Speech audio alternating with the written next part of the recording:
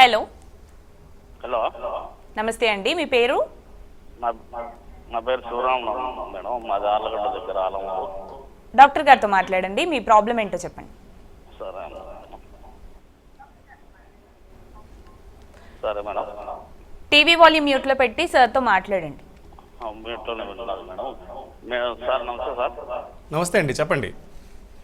Sir నాకు చిన్నతనం నుంచి ఫిట్స్ అయితే ఏం లేవు sir. Okay. 1.5 year back fits వచ్చినాయని చెప్పి హాస్పిటల్ పోయింటివి నంద్యాలకు. ఓకే. 1.5 day కోమాలో ఉన్నానన్నారు. ఓకే. అప్పటికి టాబ్లెట్ వాడుతానండి సార్ నేనైతే. ఓకే.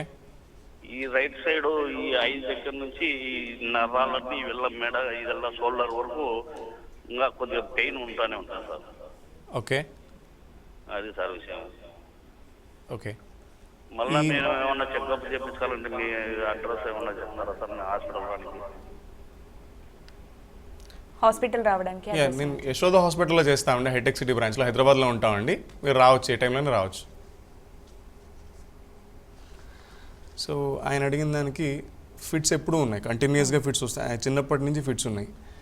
ఇలాంటి వాళ్ళలో these are the times where we miss chances. ఎందుకంటే ఎప్పుడు లేని వాళ్ళకి ఫిట్స్ వస్తే వాళ్ళు పరిగెత్తుకొని వస్తారు.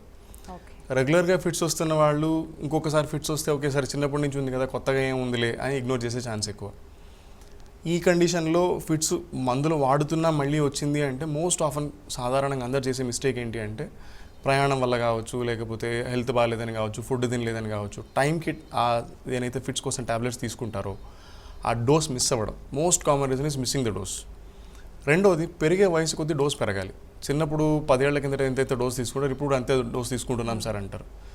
డోస్ సరిపోదు. బాడీ పెరిగే కొద్దీ నెసెసిటీ పెరిగిపోతూ ఉంటుంది. బాడీలో మెటబాలిజం అంటారు, అంటే ఆ మందులు కరిగే శక్తి ఏదైతే అది మారిపోతుంటుంది. సో దానికి తగ్గట్టు డోస్ కూడా మార్చుకోవాలి.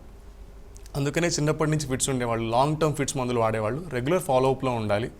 అవసరానికి తగ్గట్టు మందులు డోసులు లేదా మందులు టైం కొత్తది వాడుకోవడం, పాతది తీసేయడం అట్లాంటి చేంజెస్ చేసుకుంటూ ఉండాలి. ఓకే.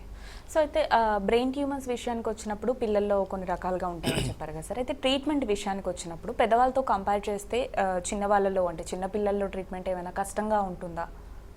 డెఫినెట్లీ టెక్నికల్ ఛాలెంజెస్ కొన్ని ఉంటాయి, కొన్ని గ్రోత్ కన్సిడరేషన్స్ అంటారు. సో అవి ఉంటాయి. టెక్నికల్ ఛాలెంజెస్ ఏంటి అంటే పెద్దవాళ్ళలో బాడీ వాల్యూమ్ పెద్దది ఉంటుంది, బ్లడ్ ఏదైతే బాడీలో సర్క్యులేట్ అయ్యే రక్తం ఏదైతే ఉంటుందో ఎక్కువ ఉంటుంది. సో కొంతవరకు రక్తస్రావం జరిగినా కూడా పెద్ద మేజర్ బాడీ మీద స్ట్రెస్ ఉండదు. కానీ చిన్నపిల్లల్లో ఆల్రెడీ వాళ్ళ శరీరంలో ఉండే రక్తమే తక్కువ ఉంటుంది. సో ట్యూమర్ తీసే ప్రయత్నంలో కావచ్చు, ఆ రక్తస్రావం ఎక్కువ జరిగిందంటే ప్రాణానికి ప్రమాదం రావచ్చు. రెండోది ఏంటి అంటే బాడీ మీద పడే స్ట్రెస్. అడల్ట్ బాడీకి స్ట్రెస్ లెవెల్స్ వేరే ఉంటాయి. పిల్లల్లో వాళ్ళ ఆర్గాన్స్ పూర్తిగా డెవలప్ అయ్యి ఉండు.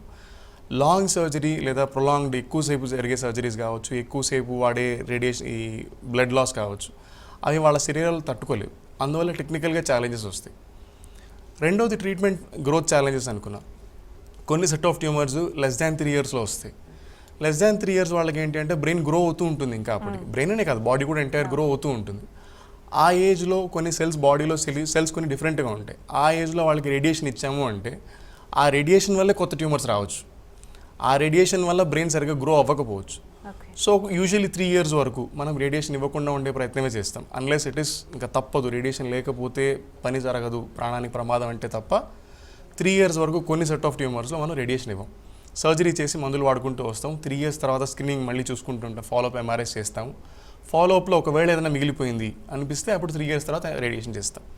అట్లా age is one of the factor, major factor where constant అని ఫ్యాక్టర్ అని చెప్పడం కంటే కన్స్టెంట్ మనకి ట్రీట్మెంట్ విషయంలో టెక్నికల్గా కానీ ఈ రేడియేషన్ ఇవ్వడంలో కానీ మనకు ఒక ఛాలెంజ్గా మిగిలిపోతుంది. ఓకే.